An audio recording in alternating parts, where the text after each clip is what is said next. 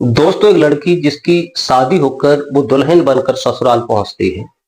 ससुराल जाती है तो उसके बहुत सारे सपने होते हैं। लेकिन शाम को जब उसका पति उसके पास पहुंचता है, न उससे कोई बात करता है, ना ही उससे कुछ कहता है। उसके साथ कुछ ऐसा करता है, जानवरों जैसा व्यवहार उसके साथ करता है, तो वो लड़की रह नहीं पाती और वो लड़की सुबह होते ही अपने घर चली जाती है। उस लड़के ने उसके साथ जो किया आप सोच भी नहीं सकते। एक नहीं, दो नहीं, तीन चार शादी की। जो भी लड़की से शादी करता था वो एक रात रुकती थी और वो चली जाया करती थी। मगर ऐसा वो लड़का क्या करता है जो कोई लड़की नहीं रुकती है और वो भाग जाया करती थी एक रात। लेकिन ऐसा क्या हुआ इस कहानी में आप सुनेंगे। आखिरकार वो लड़का क्या करता था, इस कहानी को आप पूरी तरह सुनिए, तब आपको पता चलेगा कि लोग भी इंसान नहीं जानवर जैसे व्यवहार करते हैं। दोस्तों, चलिए कहानी शुरू करने से पहले आपसे वही एक रिक्वेस्ट है, अगर हमारे चैनल पर नए हैं तो चैनल को सब्सक्राइब करें, वीडियो को लाइक करें ताकि हमारा हौसला बढ़ता रहे। चलिए कहानी को ज्यादा देर नहीं करते शुरू करते हैं। दोस्तों, ये कहानी शुरू होती है यूपी का एक जिला है बलरामपुर। बलरामपुर देहात ही एक गांव था। वहां के एक जमींदार थे, पैसे वाले थे। उनके एक लड़का था जिनका नाम था कौशल। कौशल जमींदारों में गिने जाते थे। इनके पास लगभग 50 से 100 बीघा जमीन थी। मजदूर भी काम किया करते थे। इनका एक लड़का था जिसका नाम था गोलू। गोलू बहुत शरारती था, बचपन से पढ़ने लिखने में ऐसा ही था। लेकिन वो कुछ काम धाम नहीं करता है। जब वो कोई काम धाम नहीं करता तो पिता के पास शिकायतें भी आती हैं, तो पिता कहता है चलो आगे चल के संभल जाएगा, कोई बात नहीं। लेकिन वो लड़का बिल्कुल कोई काम नहीं करता है। पिता भी उससे परेशान हो जाते हैं। धीरे धीरे उस लड़का की शिकायतें इतनी आती हैं कि मारपीट करना बच्चों को, और वो पैसे वाले थे तो लोग कुछ नहीं कहता है, कोई भी कुछ नहीं कहता। धीरे धीरे वक्त गुजरता जाता है। लड़का जो गोलू था, इसकी उम्र 23 से 24 साल हो जाती है। जब उम्र हो जाती है तो शादी का विचार गांव के लोगों ने कहा, ये शरारती है, उद्यमी है, शराब भी पीता है और गुंडा गर्दी करता है, तो इसकी शादी करवा देनी चाहिए।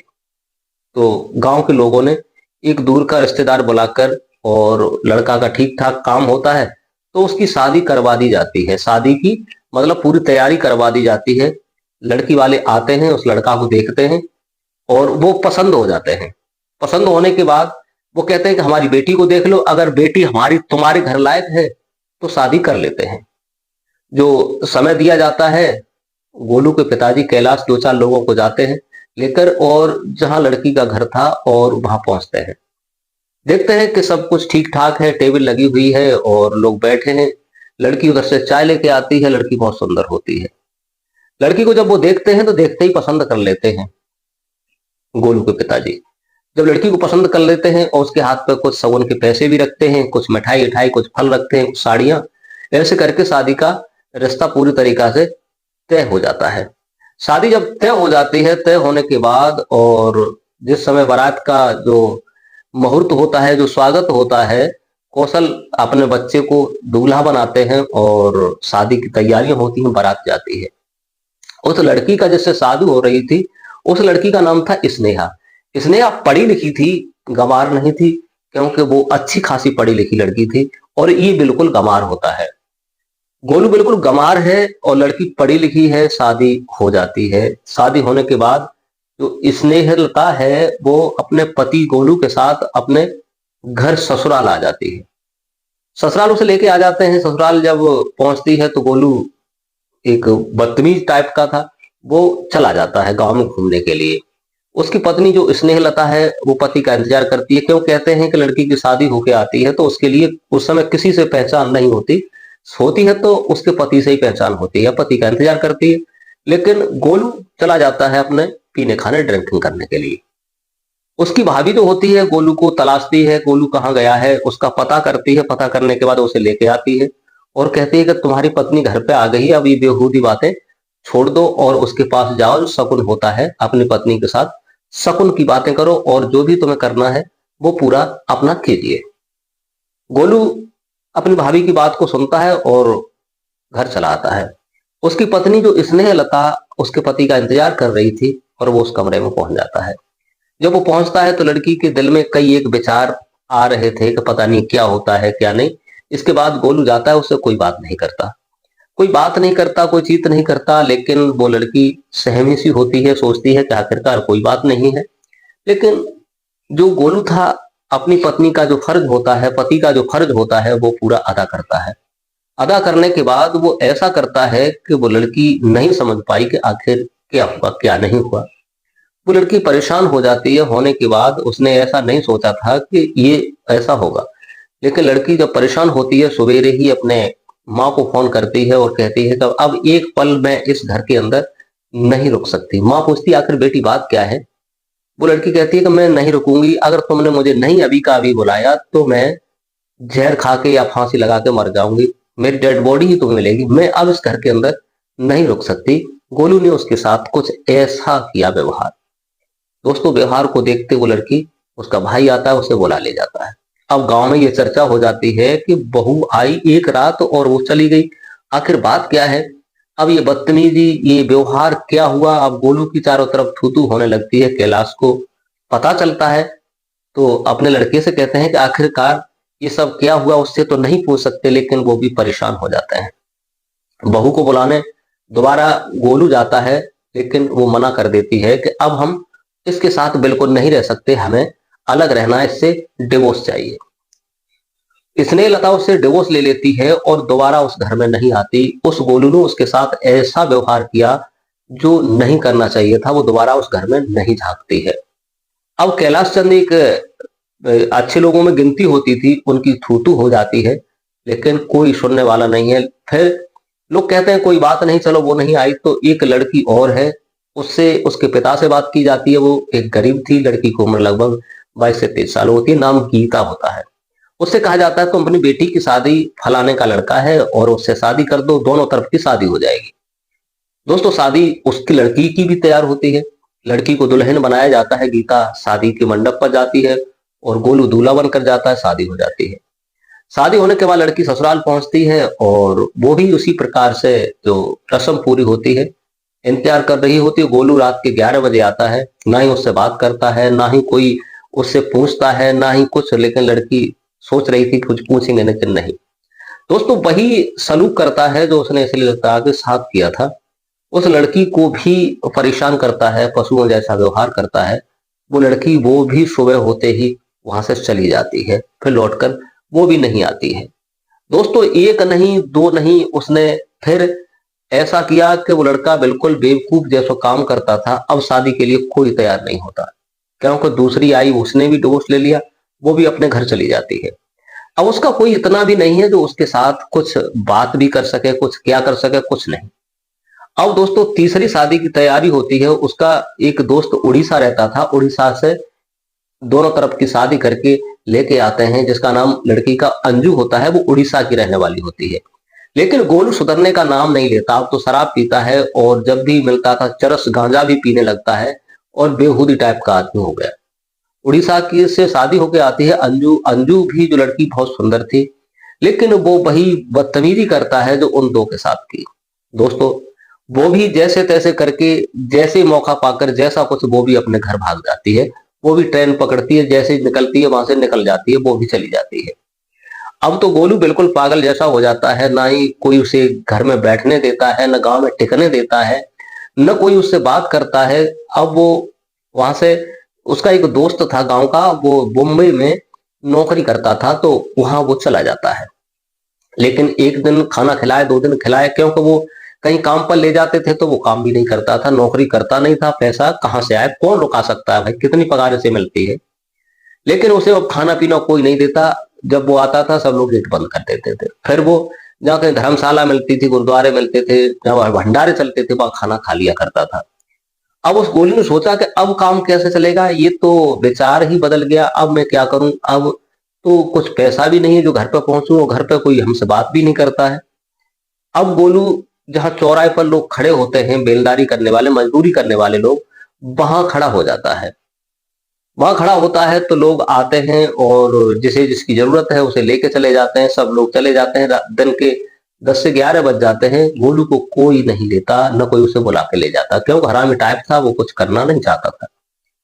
देखता है कि थोड़ी देर के बाद वह इंतजार कर रहा था, एक महिला आती है जिसकी उम्र 40 साल के करीब होती है और जिसका नाम रेखा होता है। स्कूटी पे आती है और उस लड़के से कहती है, आप क्या काम करना जानते हो, काम कर लोगे? वो लड़का कहता है कि हाँ, काम तो सारा मैं जानता हूँ, जो भी एक्स वाई जेड जो भी काम चाहिए मैं सारा का सारा काम निपटा देता हूँ और बहुत अच्छी तरीका से ईमानदारी से काम करता हूँ। लड़का हट्टा कट्टा था, उम्र लगभग 26-27 साल होती है, महिला की उम्र 40 साल होती है। महिला उसे अपनी स्कूटी पे बैठाती है, बैठाने के बाद अपने घर ले जाती है।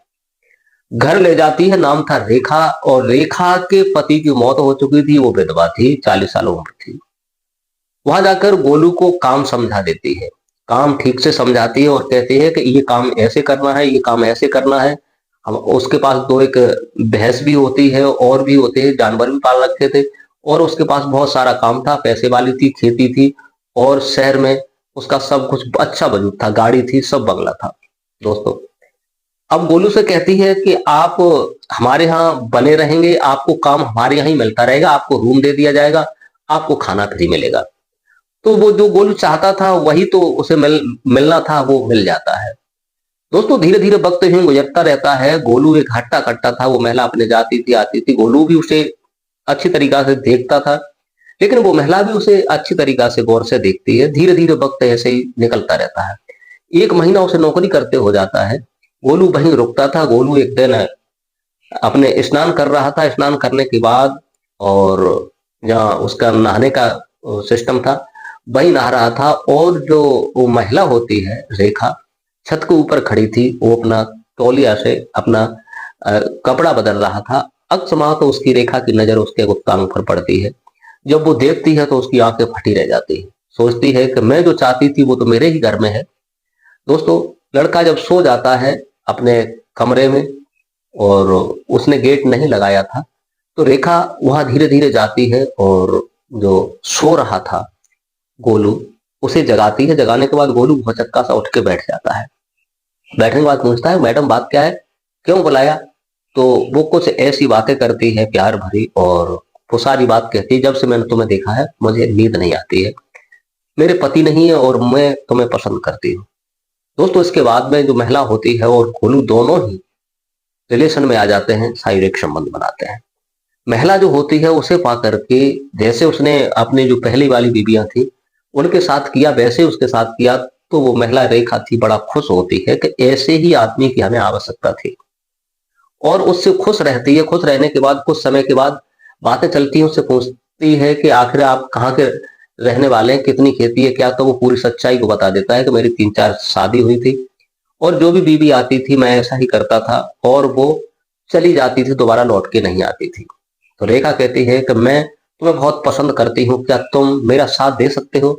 वो लड़का कहता है कि मुझे कौन अपनाएगा, मैं तो एक जाहिल गंवार हूँ, पढ़ा लिखा नहीं हूँ, मैं तो जो जानता हूँ वो करता हूँ, तुम्हें मैं पसंद हूँ तो मैं तुमसे मना नहीं कर सकता। दोस्तों, रेखा जो होती है उस लड़का को देख के बड़ा खुश होती है और कहती है तुम मेरे साथ शादी कर लो। वो महिला उस लड़का के साथ शादी कर लेती है और उसके कोई संतान नहीं थी, क्योंकि पति को मरे हुए लगभग 8-10 साल हो गई थी, उसने शादी नहीं की थी। लेकिन समय बदलता रहता है, समय का कोई पता नहीं होता, समय किस वक्त किस मोड़ पर ले जाकर खड़ा कर दे। दोस्तों, दोनों की शादी हो जाती है, गोलू और रेखा। जब शादी हो जाती है दोनों पति पत्नी बनकर रहते हैं। कुछ समय के बाद एक लड़का पैदा होता है रेखा को। जब वो ठीक ठाक, क्योंकि गवार जरूर था, उसकी आदत में बदलाव हो गया था, क्योंकि वो जैसा जानता था वैसा पहले वाली पत्नी थी उनके साथ करता था, वो लड़कियां भाग जाया करती थी। लेकिन रेखा उसे पसंद कर लेती है और उससे शादी करती है। शादी करने के बाद और उसका कारोबार ठीक ठाक चलने लगता है। रेखा और गोलू बहुत अच्छी तरीका से अपना फर्ज निभाना जानते थे। गोलू एक दिन रेखा से कहता है कि चलो चलते हैं, गांव चलते हैं, जहां हमारे पास लगभग 50 से 100 बीघे करीब जमीन है, पिताजी है, माँ है। लोग हमसे बात भी नहीं करते थे, इसी बात के पीछे कहते थे कि तू जानवरों की तरह काम करता है, इसलिए चलो चलते हैं। लेकिन रेखा तैयार होती है, वो गाड़ी चलाना जानती थी, खुद ड्राइविंग करती है और अपने बच्चे को, बच्चा 2 साल का हो चुका था। लेकर जब घर पहुंचता है गोलू उस रेखा को लेकर, तो गांव के लोग देखते हैं तो दंग रह जाते हैं कि ये तो गंवार था, ये क्या हुआ? तो उसकी माँ पूछती है औरत कौन है, ये क्या है? तब वो गोलू सारी बात को बता देता है कि मैंने इनसे शादी की है, ये मेरा ही लड़का है, मुझे सब गंवार कहते थे, मुझे पागल कहते थे, लेकिन मुझे बदनाम किया गया था, इतना पागल तो नहीं था। दोस्तों, उसके पिता कौशल और उसकी माँ उसे देखकर बड़ा खुश होते हैं, अपने पोते को देखते हैं, अपनी बहू को देखते हैं।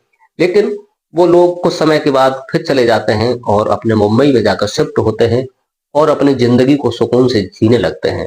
दोस्तों, कभी कभी ऐसा होता है कि लोग क्या करते हैं, क्या कहते हैं, कोई पता नहीं है। दोस्तों, कमेंट में जरूर बताइए, क्या रेखा ने उसके साथ शादी करके सही किया, और क्या हुआ इस कहानी का अंत में? क्या इन लोगों ने सही किया या गलत किया? अपनी राय जरूर दीजिए। ये थी कहानी, मैंने आपको सुनाई है। इस कहानी को सुनाकर किसी को परेशान करना नहीं, किसी का दिल दुखाना नहीं, केवल आप लोगों को जागरूक और सचेत करने का मेरा उद्देश्य है। आज के लिए बस इतना ही। नमस्कार, जय हिंद, जय भारत। मिलते हैं किसी दूसरे वीडियो के साथ।